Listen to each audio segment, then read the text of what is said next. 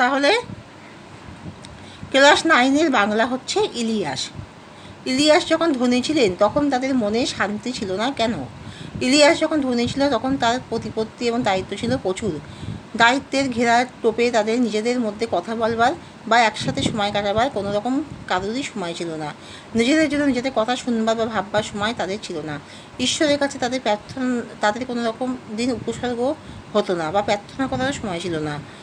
সর্বদা দুশ্চিন্তা। অতিথিরা বাড়িতে এলে খাওয়া দাওয়া উপহারের যাতে খামতি না হয় সে ব্যাপারে লোকনিন্দার থেকে দূরে থাকার জন্য আপ্রাণ চেষ্টা করতে হতো।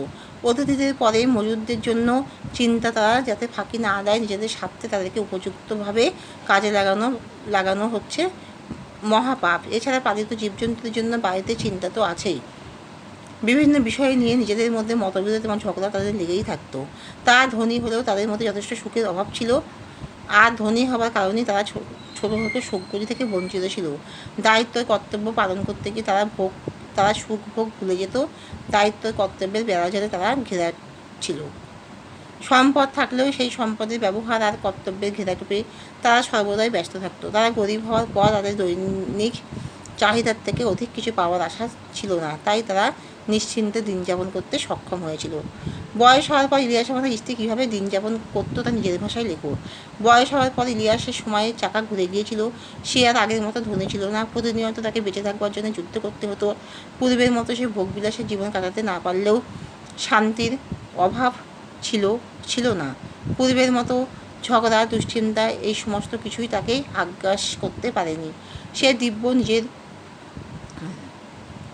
মনের মতো সুখ শান্তির কথা বলে আর প্রভুর সেবা করে দিন যাপন করছে।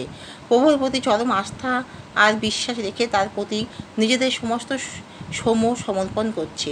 তাদের কার্যে বিন্দুমাত্র ফাঁকি না রেখেই প্রভুকে সেবা করেছে। সব থেকে বড় কথা, এখন নিজেকে নিয়ে ভাবার মতো তাদের কাছে সময় রয়েছে।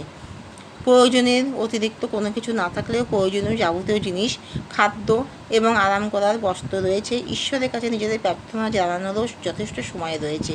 এতদিন সম্পদের কর্তব্যের ঘেরাটোপ থেকে নিজেকে বাঁচিয়ে এক সুস্থ স্বাভাবিক জীবনযাপনে তারা উদ্যত হয়েছে।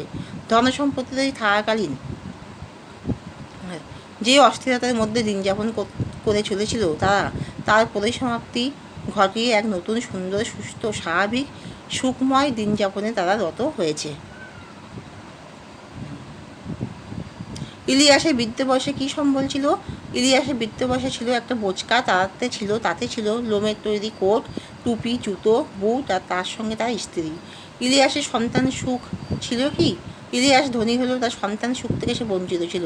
ইলিয়াসের ছিল 2 ছেলে এবং 1 মেয়ে। প্রথম অবস্থায় ছেলেগুলো ভালো থাকলেও ধনী হওয়ার পর তারা ভোগবিলাসী আর উচ্ছৃঙ্খল হয়ে উঠতে শুরু করে।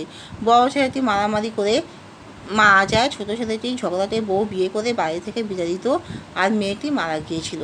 তাহলে এখানেই শেষ করলাম। তোমরা সবাই কিন্তু লাইক অ্যান্ড সাবস্ক্রাইবটা অবশ্যই দিয়ে দিও।